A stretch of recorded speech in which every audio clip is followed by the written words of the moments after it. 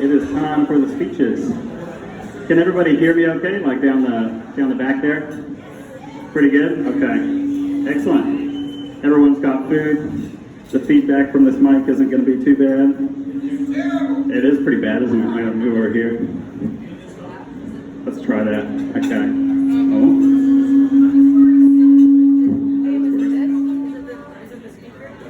Oh. Okay, I think we're good over here. All right. Awesome. So firstly, I would like to officially welcome everybody to the wedding, or as I like to call them, pre-divorce parties.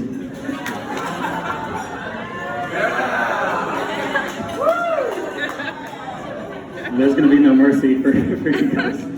No. So for those of you who don't know me, I'm Katie's little brother. So I'm going to be introducing the people that Katie and Steve actually wanted to speak. I wasn't on that list for reasons that you're about to find out. When I asked them if I could do a roast of them tonight, they acted like I wanted to circumcise their firstborn child. Like, it is unnecessary and could go very wrong. But I've seen professionals do it, so how hard can it be? One of the tips I've gotten is to start by telling you the story of how Katie and Steve met. So, for those of you who don't know, it was their first week at the U.S. Merchant Marine Academy, and romance was in the air. And by that I mean they stood for long periods of each day at attention with their backs straight, their eyes forward, their asses clenched. Despite this, Katie immediately spotted Steve like an Alaskan wolf scenting a caribou. It might have had something to do with his clenched ass with him. But like a true Alaskan wolf, she must have camouflaged herself because Steve didn't see her at all. Katie doesn't like to admit that she made the first move, but has been unable to come up with a convincing alternative, which is unusual for Katie. She waited to pounce until after she saw Steve's team win one of his hockey games, because if he was to be her mate, she had to know that he was capable of following directions. And more importantly, of getting around on the ice. So they started talking, but kept things casual until Thanksgiving of their junior year, where all the wholesome students at the academy were allowed to go home for an entire week. Katie and Steve were allowed out of their rooms for 8 hours. Apparently in the military, when you get caught drinking in your room, the punishment is to be confined to your room. No wonder we've got the greatest military on earth. So our two lovers took advantage of their 8 hours of liberty and went to Steve's parents' house on Long Island, where they immediately began drinking again. Katie made an impression on Steve's family by finishing most of their wine without showing any signs of intoxication.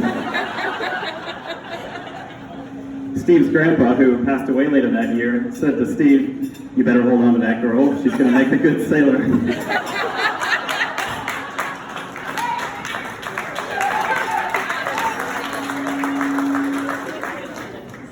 So with Grandpa's blessing, they officially started dating and set their anniversary as St. Patrick's Day. So they would always have an excuse to day drink. And it's been 9 years since then, and their love for each other and of day drinking has only grown. And we can tell because they just chose their anniversary to be the 4th of July weekend. Plenty of day drinking. So it's good that their anniversary is on the 4th of July because it will finally give our dad a reason to celebrate the holiday.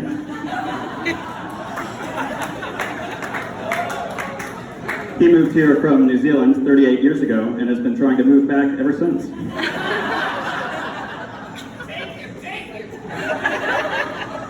I thought he'd embraced America because he encouraged Katie to go to a military academy. And sure enough, when I asked him, he said, 4 years of uni for free. God bless this great nation. He was so proud at her graduation that he started crying. And through the tears, you could hear him say, "I'm so proud, it didn't cost me $1."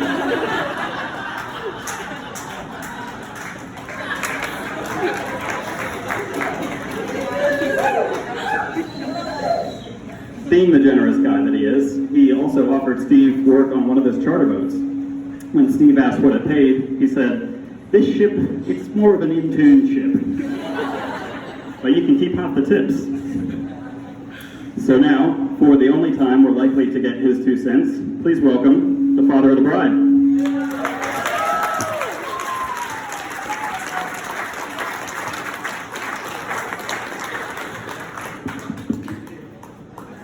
Well, thank you for that, Liam.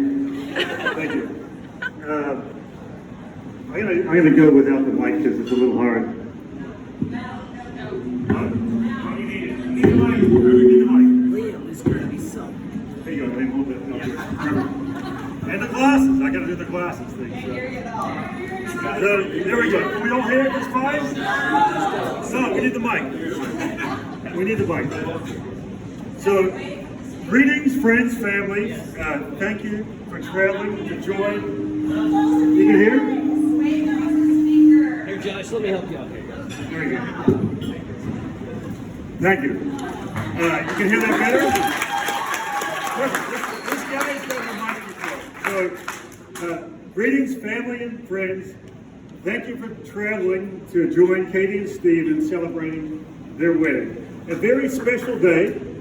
Some have traveled halfway around the world, a long way. Steve and I has also come a long way. I first met Steve when I walked in on him at our kitchen table. He had stayed the night over. I placed a shotgun in front of him, thinking, of course, he might like to join me for a goose hunt, and that he may as well clean the guns, as he obviously had nothing better to do. Steve, no doubt, was wondering what he'd got into. The next summer, Steve was undeterred and joined us for a fishing trip. As I was cutting bait and carefully explaining the correct way to hook, reel, and land a rockfish, Steve was busy flopping his first halibut of the day over the rail. Very well played, Steve. Very nice. That honey hole we marked Steve's place, and it remains forever since labeled on the GPS as Steve's place. So it's a good thing that Katie and Steve are getting married. It would be very tough to rename it Katie's Old Friend's Fishing Place. Steve hung in there with the in-law visits and endured the free labor initiation. Splitting logs, stacking wood, digging out snow machines, and hunting non-existent goats. Fortunately, we couldn't find any, as it turns out they were out of season, which the trooper informed me 3 days later. Steve has infinite patience, is willing to try his hand at anything, and usually masters the task in short order. As a licensed chief engineer, he troubleshoots and makes complicated stuff run smoothly. And I know, Millers can be very, very complicated. Katie will be well cared for, should she ever need it. Katie's path since leaving our home in Valdez has been one of focus, exploration, and professional commitment.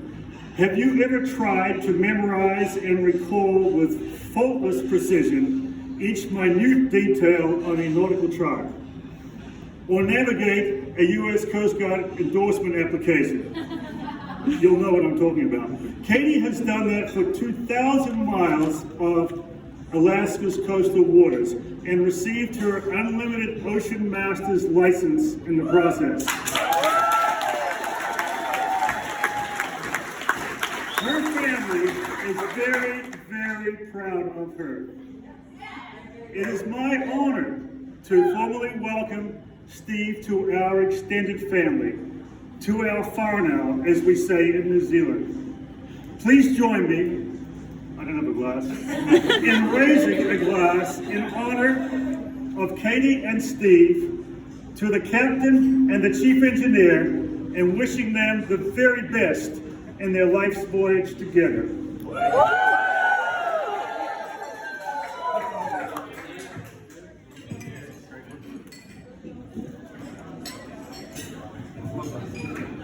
Fantastic. Our next speaker is the man who taught Steve how to drink, gamble, and change a tire.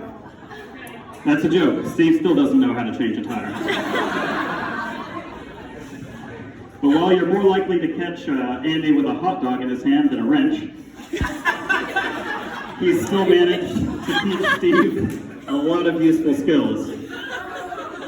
How to ride a horse fast. How to lose money on a horse. How to use a maritime degree to get a job that has nothing to do with boats.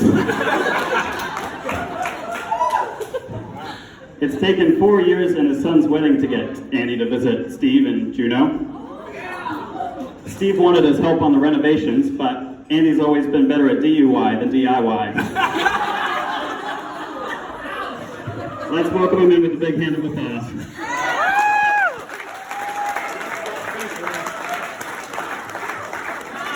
All right, well, I can't top that. So I'll just get into what I wanted to say. Welcome, Millers. Welcome, Gargers. Welcome to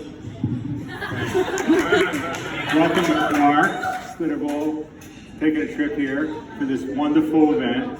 And it's amazing how far people have traveled for this event. Usually I'll go to a wedding and you wonder what states people came from. Well, this wedding, it was, well, what continent did you come from? Or what hemisphere did you come from?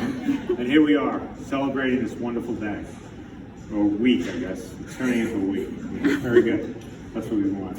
And, you know, we've been separated for a couple of years due to COVID, and this has been a great opportunity to all finally get together, and what great timing for the wedding that we can all do that.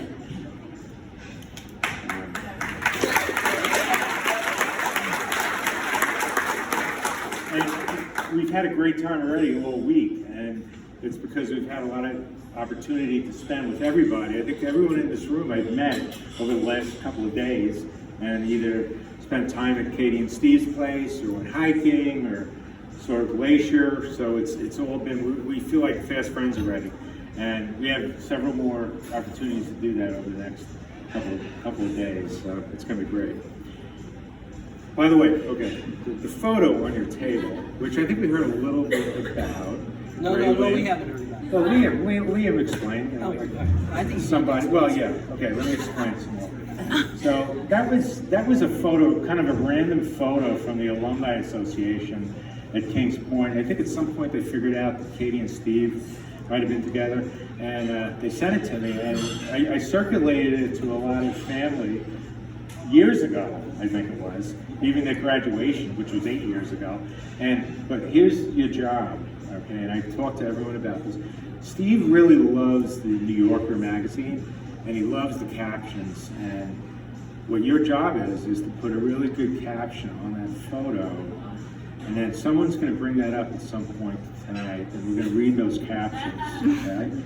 And I even have some really good prizes. Well, not really. They're terrible prizes. No, they're great prizes. They're great prizes. Okay. But we're gonna have some fun, and I know there's a lot of really smart people in this room, and we're gonna have some great captions. So I'd love to see. And then we'll give them all to Katie and Steve. I know they're gonna want 16 copies of this photo, so they can keep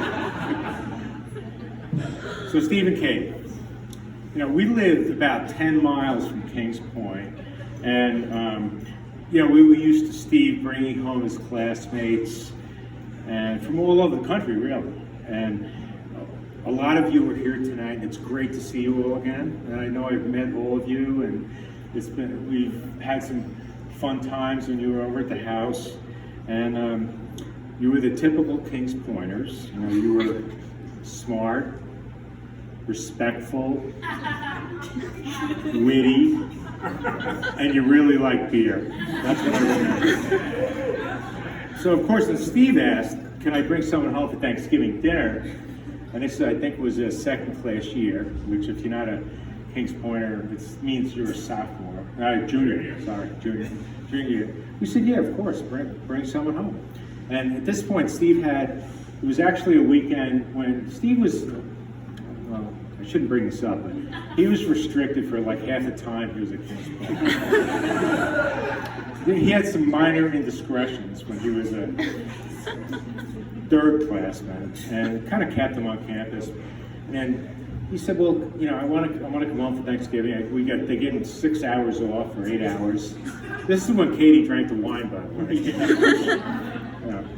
We heard about that already. So Steve basically said, "Can I bring something home?" We said, "Of course. Any friend from Kings Point, we'd love to have him over." And here comes Katie in for Thanksgiving dinner, and it was just a wonderful time when I might have met her before, but that was probably the first time she was over at the house, and we had a really good time.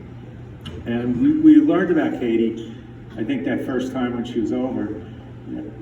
We started conversations about politics and not so much about religion maybe, but maybe a little bit about the environment. And Katie is a person who she really, and this is a little more profound, not a joke, but she considers everything you say very profound, and she listens to it, and you feel like she's really respecting what you have to say. She probably doesn't agree with it.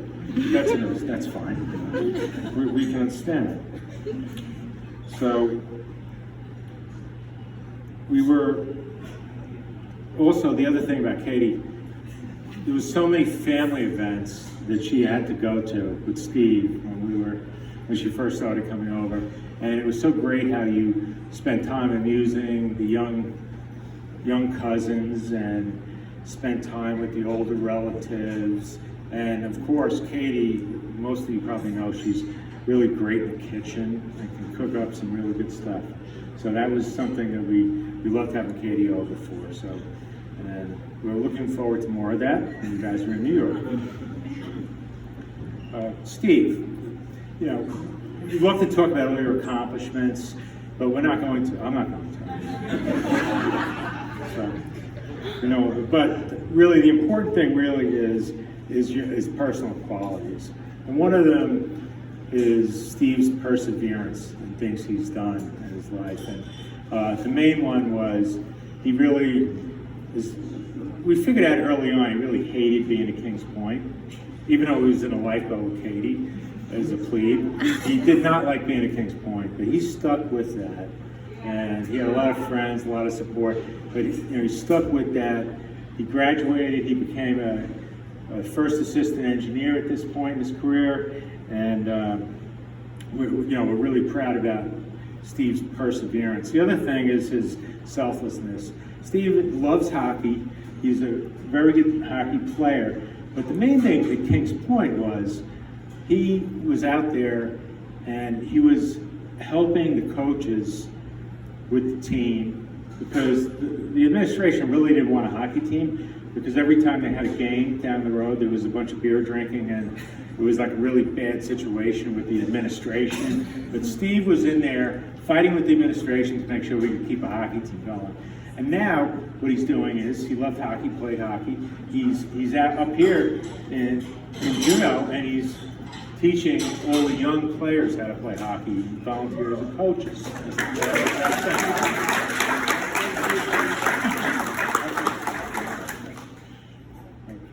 So anyway, that's what I'd like to say about you guys, and I love you, and you're wonderful, and everyone in this room. I mean, you know Katie and Steve, and it's not going to get any better than this view, by the way, for a wedding.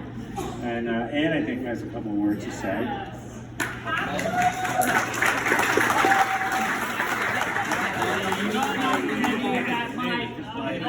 Introduce you? Okay, yes.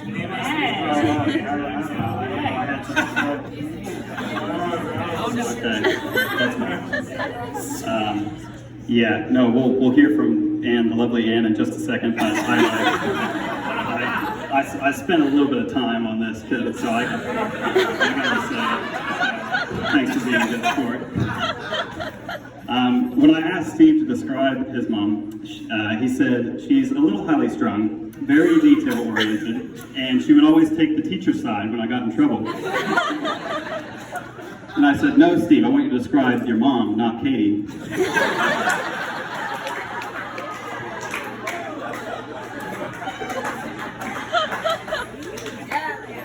told Katie about this, she said, Steve thinks anyone who doesn't leave skid marks in the toilet is detail-oriented.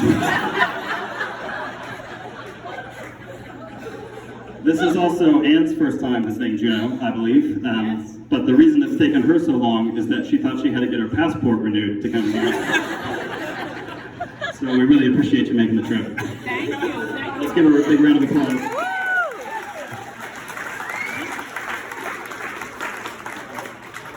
That was lovely.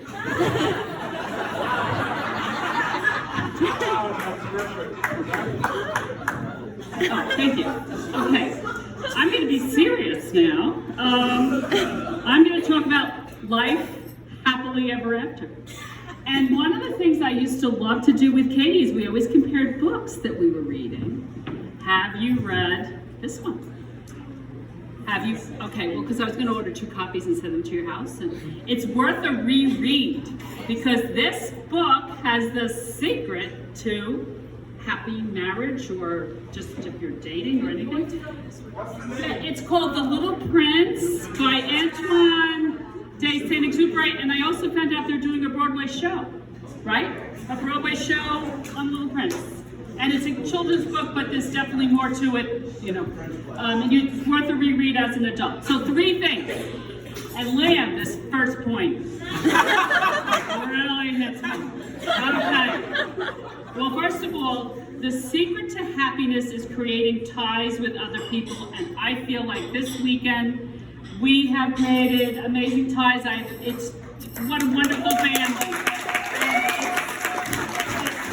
It's great meeting all of you and friends and family, and it's the secret to happiness. And tomorrow we're celebrating the tie that you two are making, that have made actually, really have made, and celebrating that tie.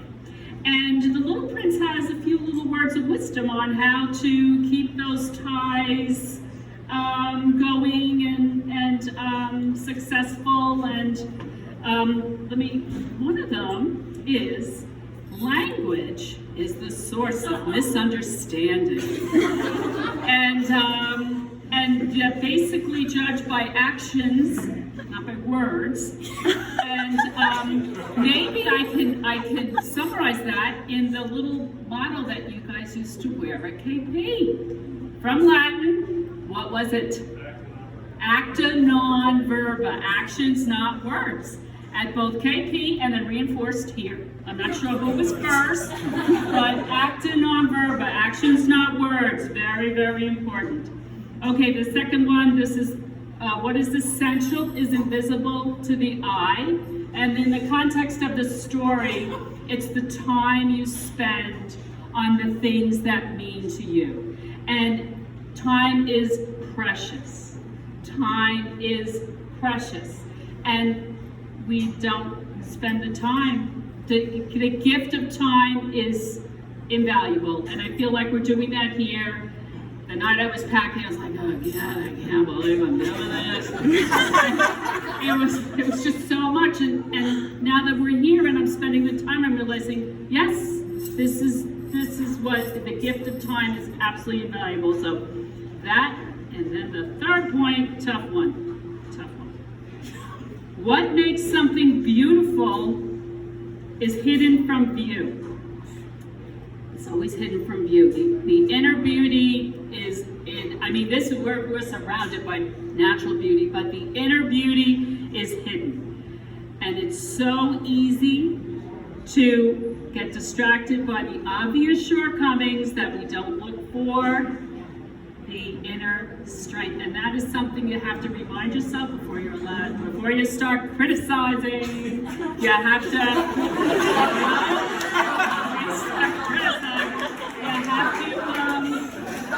Can I get a rebuttal? Look for the inner, just remind yourself, like when he brings ice cream and candy to the nursing home residents. But now they're depending on it, they like, why didn't you bring ice cream? But just things like that, the inner, the look for that rather than the obvious. And I think those 3 things, and also there's so much more in here, but that's my quick summary, and it's a quick read, and it's fabulous. So and thank you to all of you for coming and making this tremendous trip. We can't tell you how much this means to us. To Steve and Katie, Fraser and Ashley, we don't have any out there. May you keep living life to the fullest with each other.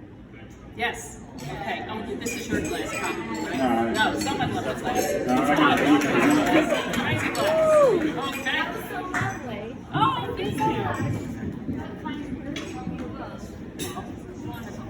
There you go, Lee. Thank you. You really go? I'm impressed. Sorry for criticizing. Does it ever stop? Wow, that was great. This is so much love in the room. Totally good. Our next speaker is not really a part of the nuclear family, but he has got some really special things to say. You might know him from his recent role as the human mic stand that was standing here holding the microphone for a while. Or you might know him from his appearance yesterday on the lake as the first guy to capsize the canoe. That was after one beer. I'm excited to see what he can do with an open bar. Come on up, Tom, and try not to rock the boat too much.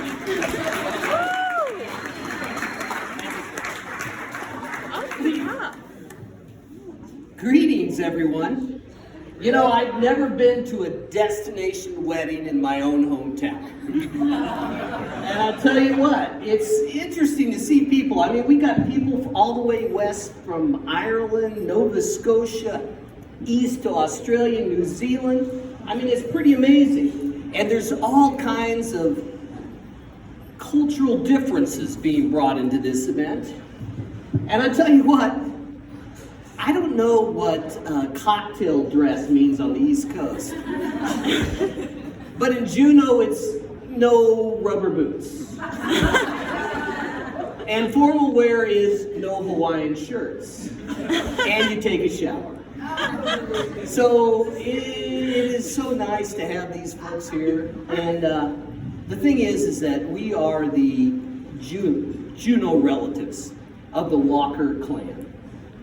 And not to say anything bad about the Millers. However, the Valdez Millers, you know, we've lived here for many, many years, and we were here without any relatives. And a few years ago, Steve and Katie moved to town, and we were thrilled because we had never had relatives in town.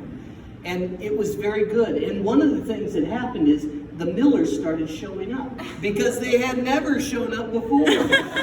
Because you know what? The truth of the matter is getting from Valdez to Juneau is expensive and difficult. It's actually easier to fly to Honolulu or Seattle many times. And so we didn't get visits. And when was the last time we were all together? 15? No. 8? 2005. Whoa. And it's not their fault, really. But since they've been here, we've been having more and more visits, at least for most of them. I mean, like, well, there's Katie, but then Jenny. Jenny, when did you show up here in Juneau? First time. 2 days ago. I'm not holding it against you. And Liam here, who's like, yeah, I've been here, but yeah, he had a mechanical on an airplane and had to spend the night one night, so that doesn't really count. But it has been nice to have them here. Because one of the things that they've done with this event is that not only do we have the Millers finally here in Juneau, we have the Gargers. Holy heck! Now we have lots of family.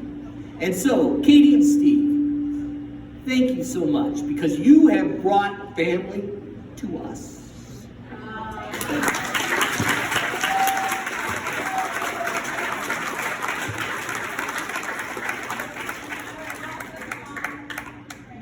Excellent.